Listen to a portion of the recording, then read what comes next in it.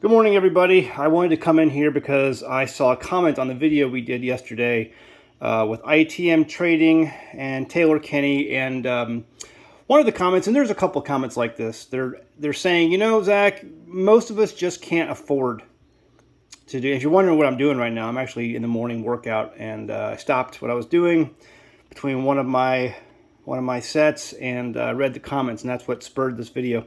But anyway.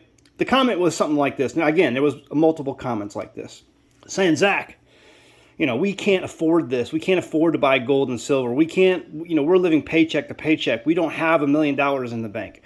I get it. I'm there too. I'm not rich. I don't have, stacks of gold and millions of dollars in the bank. I don't have that. I stack silver, and I have been stacking silver, for, a few years now.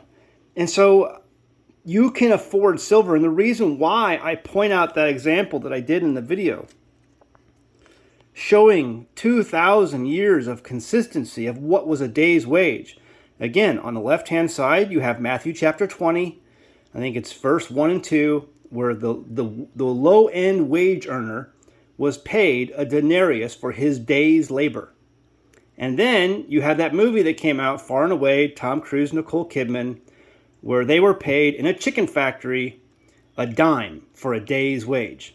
Okay, and I submit to you that day's wage in both examples was a lot longer of a day's labor than what people work today.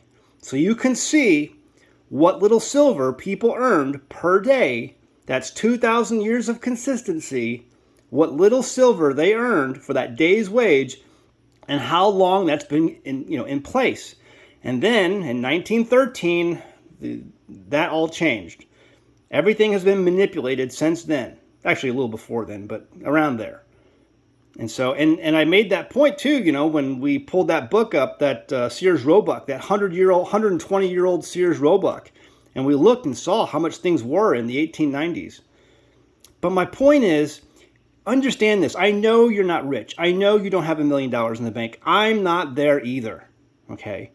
But for every dime, every silver dime that you store up, you're storing what has historically been a day's wage for 2,000 plus years. 2,000 years. So if that's all you can do, I think a dime will cost you $1.50 or $1.20 right now if you bought one at the local coin shop.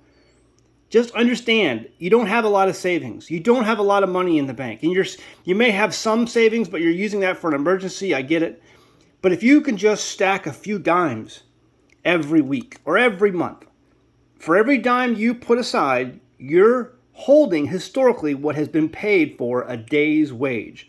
So that if things do go south, if things do get hairy, you're going to have the ability to have several days or several months worth, or maybe even a year's worth of days' wages set aside that you can use to pay bills. And I'm telling you right now, I'm not going to explain it all in this video, but silver has been way, way, way more heavily manipulated than gold. Way more.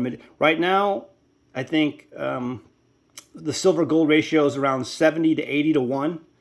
So it takes 70 ounces or 80 ounces of silver to make equal 1 ounce of gold. Historically, that's been around 12 to 15 to 1.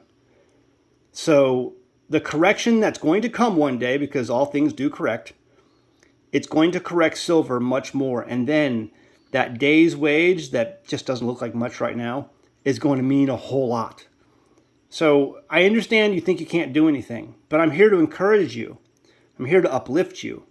That yes, even if you're not rich, even if you don't have $1 million, even if you're never going to be able to ever hold a single bit of gold in your hand, owning this silver would historically set you up in a really good path, especially if times get tough and things go south like we think we're planning on. Again, do not ignore that. That's 2,000 years of consistency, ladies and gentlemen.